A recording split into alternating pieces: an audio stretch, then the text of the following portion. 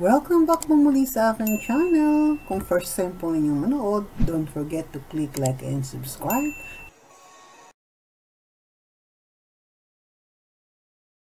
Siya ba ang first relationship? Hindi naman. Siya po, yeah. Oy, hindi nga. Oy, hindi nga. Oo, yeah.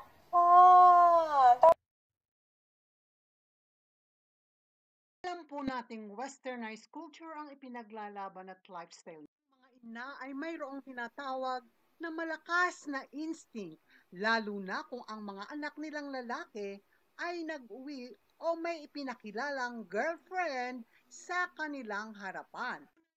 At tulad ng sinasabi po ng marami, hindi na dapat pagtalunan pa ng isang tunay na bad influence si Chloe San Jose para kay Carlos Yulo at hindi siya nararapat maging role model sa mga kabataang Pilipino.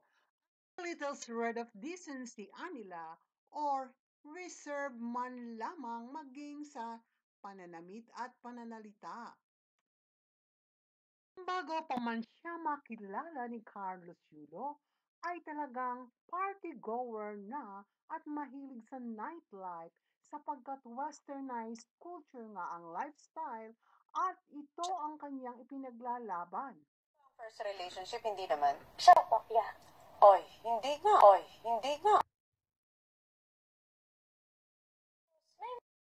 Dito naman po ay maraming humanga at nagandahan sa linyang kanyang binitiwan that when she said, "When I look at myself in the mirror, I'm the only one standing there," na talaga naman pong ito ay linya sa awiting Mirror ni Bruno Mars. We just rephrase it. At ito naman po ang malaking ika nga natin ay questionable na kanyang narrative. Listen to this. Nawala po ko 2 days. Tinago po kasi ko ng police sa Australia. Kasi pag nahanap po ko, baka like, kung take me away.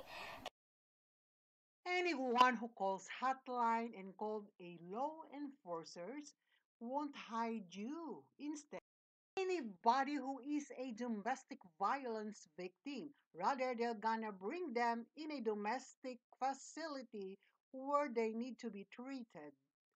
At walang kukuha na sa iyo pag nasa kamay ka na ng mga proper authorities. Ding kukup-kup sa iyo kasi nga ay domestic violence victim ka. O di ba? Yan ang sabi mo. Set ko, dito ka maglagay ng mga gamit, nag-ready po sila ng bed ko. So, alam na po kasi na napaparating na naaalis na ako ng bahay mo. Ilang years kang tumira dun sa best friend mo? 7 months po. So, in westernized culture, kanya-kanya, hindi po pwedeng sinasabi mong pinag-aral ka ng iba. May students loan for students like you. Even parang nagkaroon po kami ng conversation na tutulungan nila ako makatapos ng high school.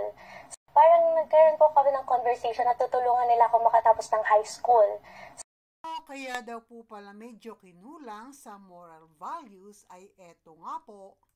So parang growing up, sino yung tumayong like someone na nagbigay sa iyo ng values, nagturo sa iyo ng principles in life, like yung naging moral compass mo? Wala po eh. From experiences po talaga po eh.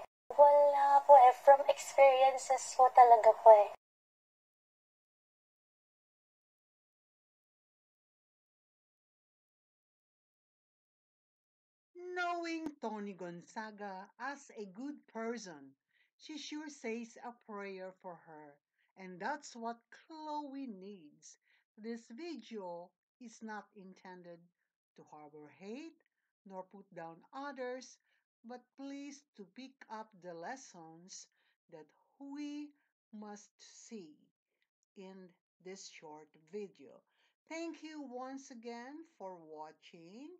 And like I've always said, life is beautiful and let us always be grateful, for God is our refuge, our strength.